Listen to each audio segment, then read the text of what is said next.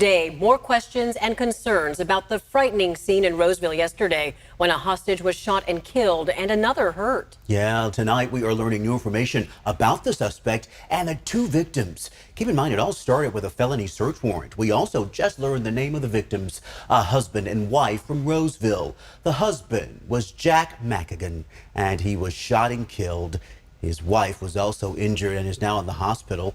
Meanwhile, the suspect is 35-year-old Eric Abril. ABC 10's Devin Truby is live tonight in Roseville. And Devin, what have you learned about that suspect? Chris, the CHP tells me this all started near Mahaney Park in Roseville when officers attempted to serve a search warrant to Eric Abril. They wanted to question him about a recent freeway shooting in Sacramento. Officers had a warrant to search his home and his car, which is just a few miles from where the crimes happened yesterday.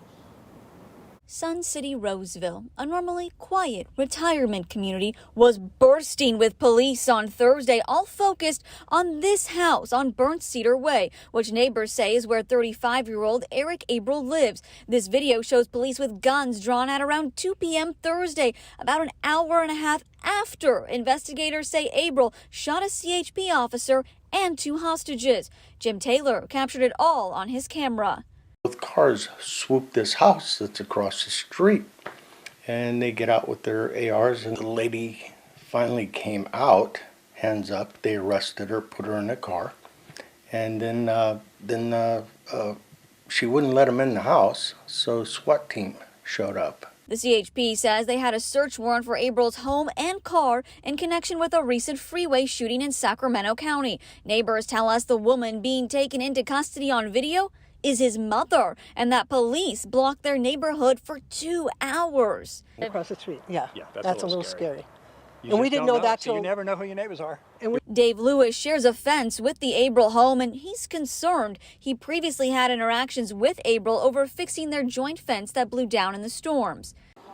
And I found him to be a little abrupt, a little hard to deal with. This isn't Eric Abril's first offense. According to court records, he has an extensive felony criminal history dating back to 2007 in Santa Clara County, and news reports tie him to a violent robbery in 2013 in Morro Bay.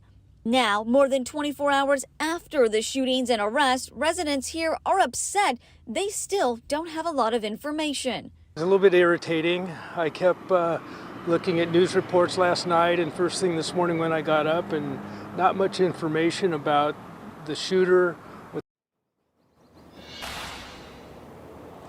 Eric Abril remains in the hospital. Police say he was shot by law enforcement yesterday. Once he recovers, he'll be booked into Placer County Jail. Chris, Laura.